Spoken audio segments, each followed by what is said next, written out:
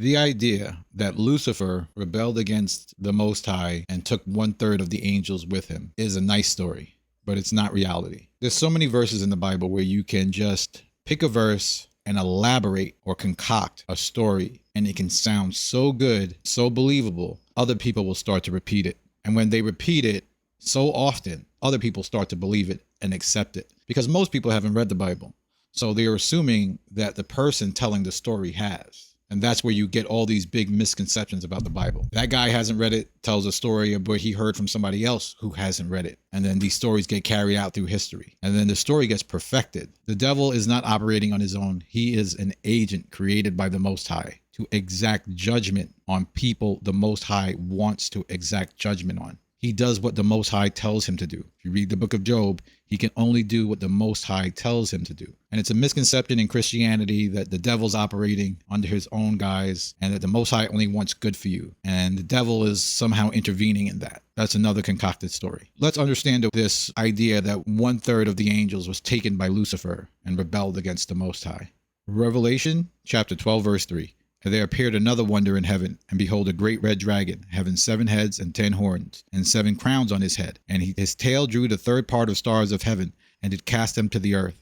And the dragon stood before the woman which was ready to be delivered, for to devour her child as soon as it was born. So this is where they get the story that Lucifer took 1/3 of the angels and rebelled against the Most High.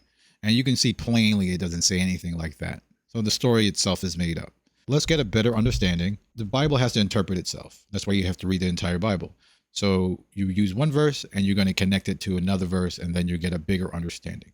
So what does cast to the ground mean? We're going to read Daniel chapter 8, verse 7. And I saw him come close unto the ram, and he was moved with choler against him, and smote the ram, and brake his 2 horns. And there was no power in the ram to stand before him, but he cast him to the ground, and stamped upon him. And there was none that could deliver the ram out of his hand. Verse 10. And it waxed great, even to the host of heaven, and it cast down some of the host of the stars to the ground, and stamped upon them. We see that this ram had 2 horns, and he was overtaken by a goat. Goat pretty much roughed up the ram and stamped upon him. The goat cast the ram down to the ground.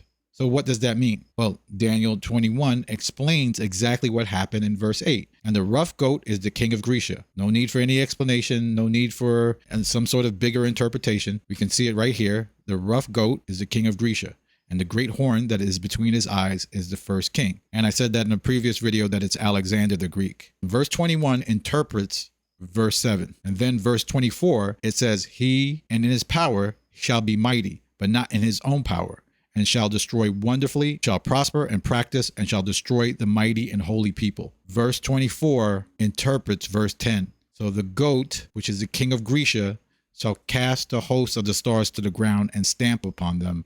And verse 24 explains that it shall prosper and practice and shall destroy the mighty and the holy people. There's no need to get out your blue letter Bible. It explains it explicitly. And then when we get to Revelation, that's what we see happening here.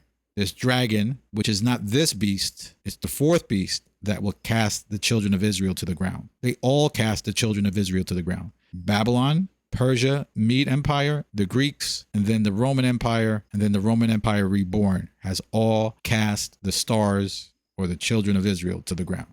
So to sum this all up, it's important for you to read the whole Bible and let each verse interpret the verse. And the 1/3 when we read about the Bible is all about the children of Israel. And spoiler alert, the whole Bible is about the Most High and his people, the children of Israel. Other things are occurring in the universe. There's angels, there are demons. They're here to operate under the Most High's power and will. But this Bible is about the Most High and the children of Israel. That's it for today. Thank you for watching, and I will see you in the next video.